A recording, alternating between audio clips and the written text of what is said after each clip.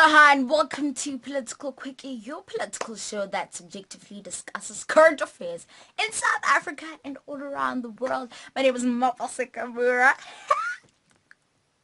Okay, let's get straight into it. So, the South African Social Security Agency is at it again. They've done it again. They've gone to the Constitutional Court and asked for a further extension of their contract with Cash Paymaster Services. So, you'll remember that in 2014, this contract was considered invalid and illegal by the Constitutional Court. And then they were like, no, when this contract comes to an end, please, either find someone else to deliver these services or pay it yourself.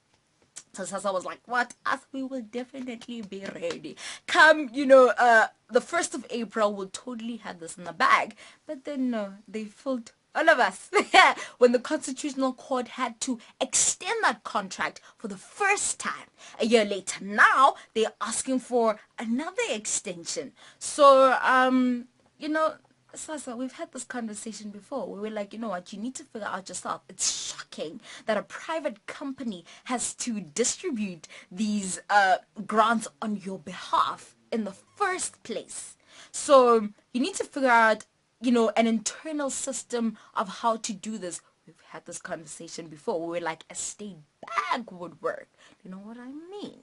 But, yeah, no, we'll see, how Batavile and her people deal with this. And, maybe the Constitutional Court will give them the 6-month extension that they are asking for. And then hopefully after that 6 months, they will have it all together. Hopefully. So, moving right along to other news, the ANC National Executive Committee has decided to recall President Jacob Zuma. So, Ace Magashule, the Secretary General, as well as ANC President Cyril Ramaphosa went to the Union buildings last night to inform him about this decision. So, apparently, and according to Ace Magashule, the Secretary General of the ANC, they agree, all of them, the three of them, on him stepping down. But they disagreed on when he should step down. So, apparently, Zuma wants an extension of like 3 to 6 months.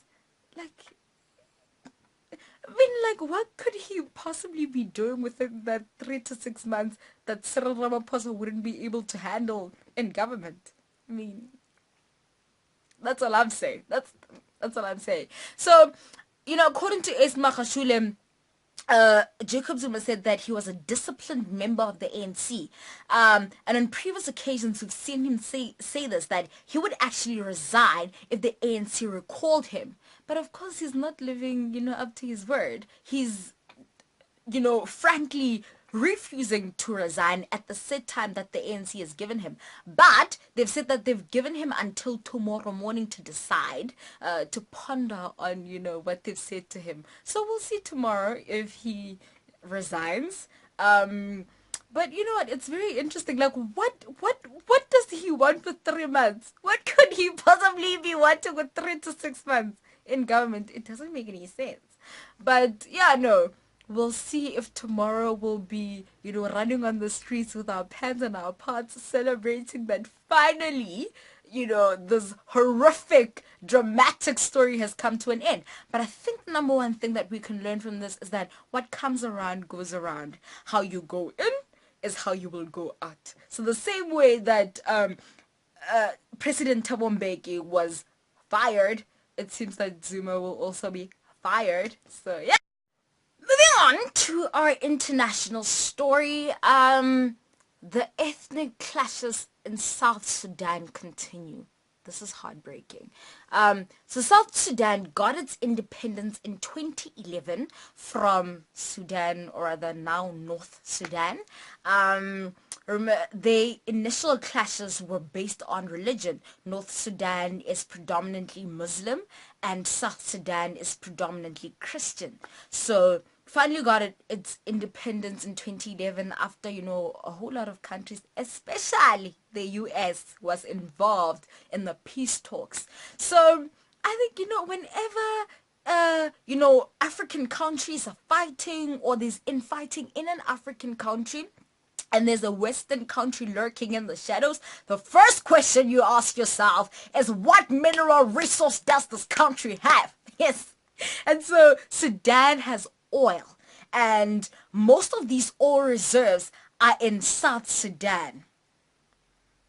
Just saying, and the fact that Omar al-Bashir, the ICC is busy looking for him. They want to arrest this man. So Sudan and Western countries, not the same WhatsApp group, except for South Sudan because it's the one with the oil. So the infighting in South Sudan has massively displaced the people of South Sudan. It's catastrophic. It's crazy. So this is based on the Dinga people and the Nuer people. So there are a lot of ethnic groups, but these are the two biggest groups. The president of South Sudan is of Dinga blood, and the deputy president was of Nuer blood. I hope I'm pronouncing it right. So in order to unite, I guess the president, as he appointed his deputy president, he appointed someone of Nuer blood. So later on, the deputy president spoke up against the president, saying, he's corrupt and he will definitely run against him in the election in 2015. But before they could even get to 2015, there was already a civil war that had broken out. So, you know what?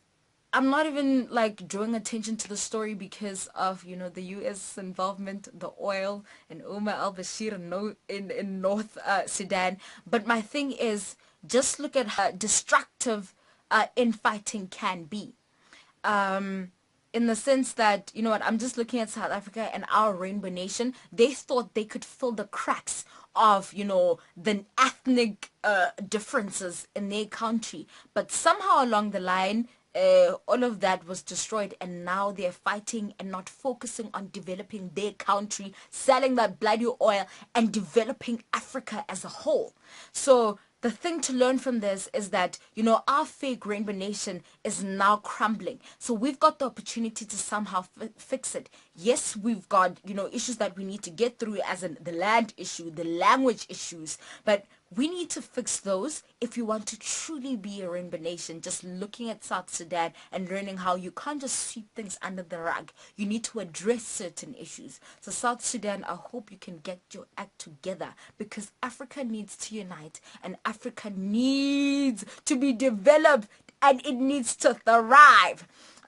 So anyways, let's move on to our series, which is to discuss how we as young people can contribute to the economy and build Africa to be a developed superpower. I have, a new face on the show. It's not really someone who'll be staying. It's just someone who's visiting and sharing his opinion on how we can do that.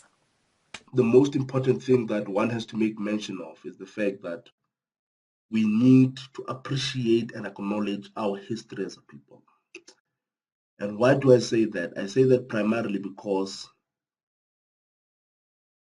if we do not appreciate and acknowledge where we come from, we will not be able to understand where we are going and what is it exactly that we want and what is our generational mission.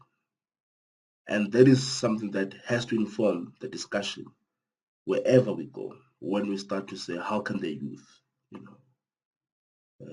contribute?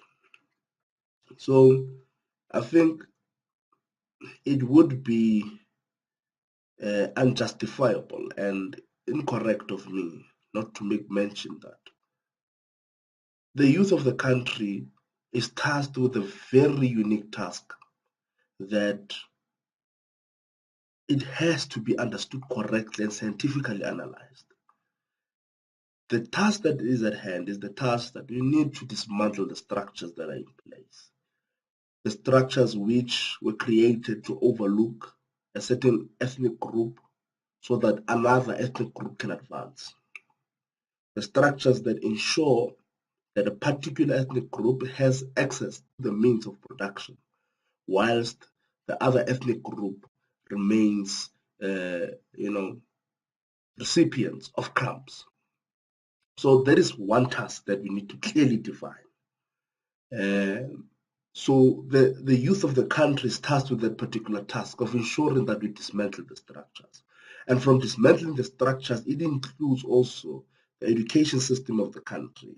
It includes the economic structures of the country. It includes, amongst many other issues, the social structuring, the geospatial data of our people, the issue of land, the issue of, the issue of free education. There are a lot of issues that the youth is tasked with, but it needs us to be able to analyze them from the context of history and be able to clarify them from that particular context. And I think that is where we can take it forward. I think that's where we can start by contributing positively. Yeah, can I just say, by the way, Lehlogonolo, I adore him.